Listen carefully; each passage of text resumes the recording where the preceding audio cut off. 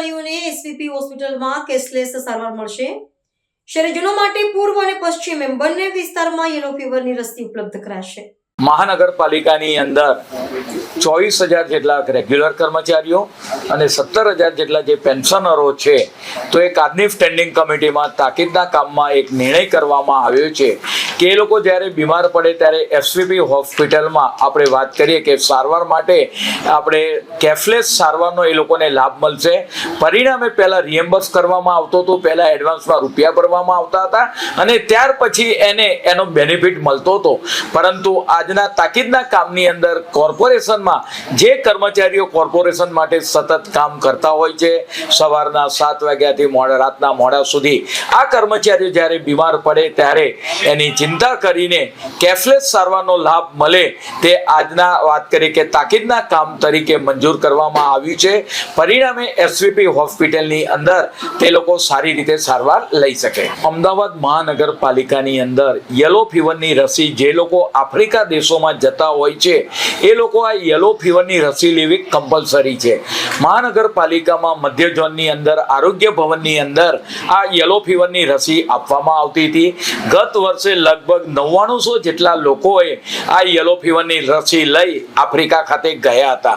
પરિણામે દિન પ્રતિદિન જ્યારે આ સંખ્યા વધતી હોય અને જે રીતે સિટી 480 ચોરસ કિલોમીટર એરિયામાં વિસ્તરાયેલું છે, તો નગરજનોને એના ધક્કા ઓછા ખાવા પડે અને ઘર આગળ સુવિધા મળે એ માટે અમદાવાદ પશ્ચિમ અને અમદાવાદ પૂર્વ, તો આગામી લગભગ એકાદ મહિનાની અંદર અમદાવાદ પશ્ચિમમાં તેનો લાભ મળશે અને તદુપરાંત આવનાર સમયગાળા દરમિયાન પૂર્વ પટ્ટાની અંદર પણ યલો ફીવર સારવારની રસી આપવામાં આવશે. અમદાવાદ મહાનગરપાલિકા દ્વારા બાકરોલ ગૌશાળા અને દાણીલીમડા ગૌશાળામાં લગભગ 1100 જેટલી ગાયોની સેવા કરવામાં આવતી હોય છે. પરિણામે તેમના ગોબરમાંથી એ ડમ્પ સાઇટ પર ના થાય એ માટે ગત વર્ષથી એને રિસાયકલ કરી અને રીયુઝ કઈ રીતે કરી શકાય, દેશના વડાપ્રધાનનો જે સંકલ્પ છે R3 એટલે રિડ્યુસ, રિસાયકલ એન્ડ રીયુઝ. પરિણામે આપણે વાત કરીએ કે હોળીનો જ્યારે ફાગણી પૂનમનો તહેવાર નજીક આવતો હોય ત્યારે આપણે વાત કરીએ કે લાકડાનો ઉપયોગ ઘટે અને ગોબરમાંથી બનાવેલી સ્ટીકનો ઉપયોગ વધારે થાય. એટલે મહાનગરપાલિકા સંચાલિત બાકરોલ ગૌશાળાની અંદર આપણે વાત કરીએ કે હોરી ગોબરમાંથી બનાવેલી સ્ટીક અને છાણા બનાવવામાં આવે છે. ગત વર્ષે રાજ્યના માનનીય મુખ્યમંત્રી ભૂપેન્દ્રભાઈ પટેલ સાહેબે થલતેજ ખાતે વૈદિક ખોરીનો પ્રારંભ કરાવ્યો હતો. ગત વર્ષે 46 જેટલી સોસાયટીઓમાં આ વૈદિક ખોરી આપણે વાત કરીએ કે પહોંચાડવામાં આવી હતી. બાકરોલ ગૌશાળામાંથી આ વખતે ગાયના ગોબરમાંથી તૈયાર કરેલા છાણા અને એની સ્ટીક લગભગ 101 જેટલી સોસાયટીઓમાં આનો લાભ મળે તે માટેનો પ્રયત્ન કરવામાં આવ્યો છે. ગૌશાળાની અંદર આ હોરીની સ્ટીક બનાવી એના ગોબર છાણા બનાવી અને એનો ઉપયોગ કરવામાં આવે છે. પરિણામે પર્યાવરણનું જતન પણ થાય છે અને આ ગોબરનો ઉપયોગ થાય છે. અને આ વર્ષે QR સ્કેન દ્વારા વ્યક્તિઓ આપણે વાત કરીએ કે કોઈ પણ સોસાયટીના મહાનગરના રહીશો આ બાકરોલ ગૌશાળામાંથી આ વૈદિક ખોરીની કીટ મંગાવી શકે છે. અમદાવાદ મહાનગરપાલિકામાં અત્યારે 16 જેટલા ફૂડ સેફ્ટી ઓફિસર છે. આગામી સમયગાળા દરમિયાન 42 જેટલા ફૂડ સેફ્ટી ઓફિસરોની ભરતી કરવામાં આવશે. તેના માટે 14,000 જેટલી એપ્લિકેશન પણ આવી ચૂકી છે અને એક્ઝામના આધારે એમની ભરતી કરવામાં આવશે. નગરજનોનું સ્વાસ્થ્ય તંદુરસ્ત રહે એ અમારી પહેલી પ્રાથમિકતા છે. મહાનગરની અંદર આપણે વાત કરીએ કે જે રીતે જુદા જુદા રેસ્ટોરન્ટો આવેલા હોય તેની અંદર ગુણવત્તાવાળું તેલ વપરાય અને આપણે વાત કરીએ કે લોકોનું આરોગ્ય જીવન જોખમાય નહીં. ખાસ કરીને આર્ટરી બ્લોકેજની સમસ્યા દિવસે દિવસે જે રીતે વધતી જાય છે, પરિણામે કેટલીક વાર કેટલાક વેપારીઓ તેલનો રીયુઝ વારે ઘડીએ કરતા હોય છે. પરિણામે તેની ગુણવત્તા ટોટલ પોલર કમ્પાઉન્ડ TPC એ ઘટતા જાય છે.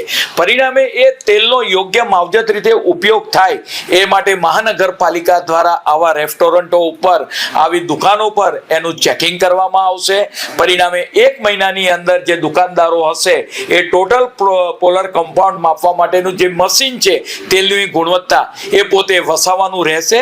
અને કોઈ વ્યક્તિ ત્યાં આગળ એ આપણે વાત કરીએ કે ચેક કરવા માંગે તો એના માટેનું આપણે વાત કરીએ કે લખાણ એ પણ લખેલું હોવું જોઈએ.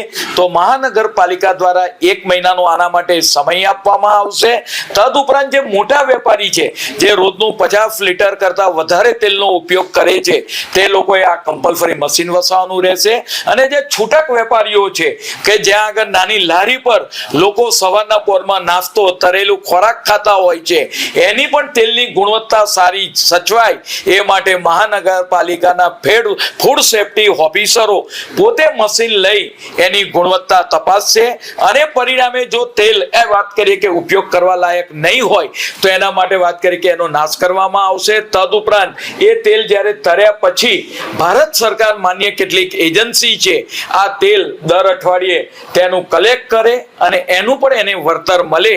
એટલા માટે આપણે વાત કરી કે લોકોની પ્રાથમિક સુવિધા જળવાય એ માટે મહાનગરપાલિકા દ્વારા ફૂડ સેફ્ટીના જે નિયમો છે એ ધીમે ધીમે સારું આરોગ્ય રહે એ માટે એની કડકાઈ ચાલુ રહેશે. ભૂતકાળની અંદર ગયા અઠવાડિયે જે કાજુ કે ડ્રાયફ્રૂટની અંદર જે કાજુનો જે પકડાયા હતા જે ગુણવત્તા વાળા નતા એ એકમને સીલ કરવામાં આવ્યું હતું. આમ અમારા ફૂડ સેફ્ટી ઓફિસરો અલગ અલગ રેસ્ટોરન્ટો હોય ખાદ્ય પદાર્થની દુકાનો હોય એના માટે જ્યાં તેલનો વપરાશ જ્યાં વધારે થતો હોય છે ત્યાં આગળ આ ચેકિંગની પ્રક્રિયા હાથ ધરશે.